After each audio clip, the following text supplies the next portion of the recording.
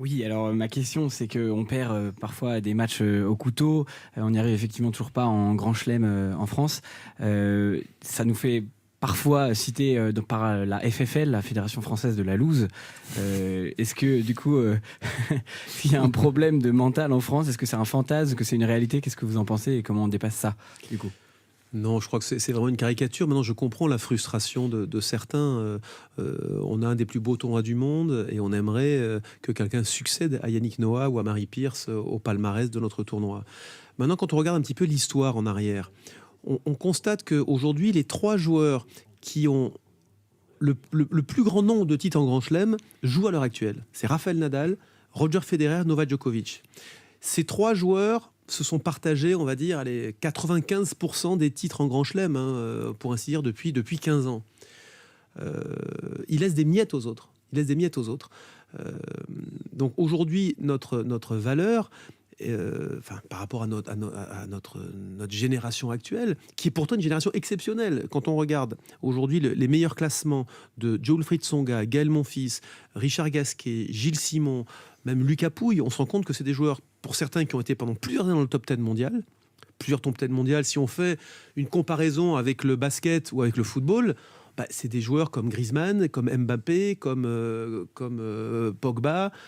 Voilà, ces joueurs-là ne sont ni Messi ni Ronaldo, mais enfin, ils sont dans les meilleurs joueurs du monde.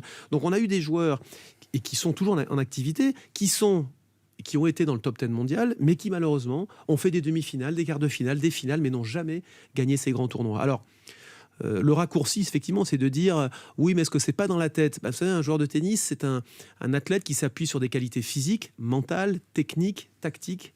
Quand on voit évoluer Roger Federer aujourd'hui, pour ceux qui le connaissent un petit peu, il est bluffant. Pourquoi il est bluffant? Parce que c'est effectivement celui qui a la technique aujourd'hui la plus parfaite.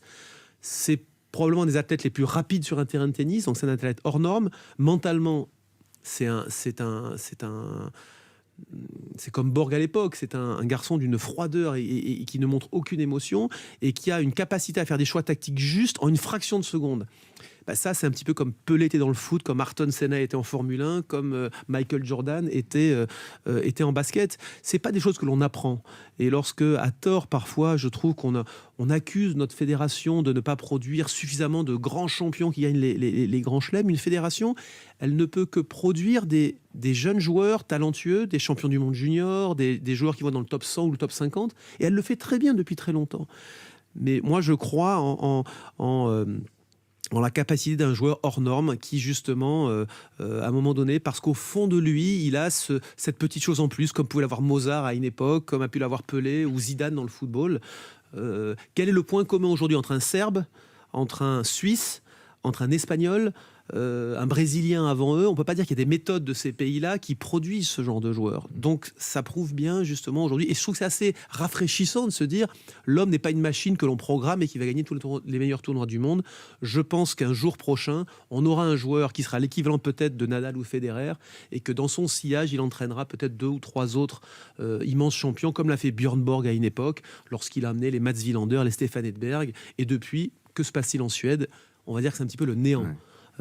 Voilà, donc c'est ce qu'il faut nous souhaiter. En tout cas, la fédération travaille d'arrache-pied avec la direction technique dans ce sens, et on commence à voir des résultats avec de nouveaux jeunes joueurs là qui jouent très bien en ce moment. J'espère qu'ils rentreront vite eux aussi dans le top 10.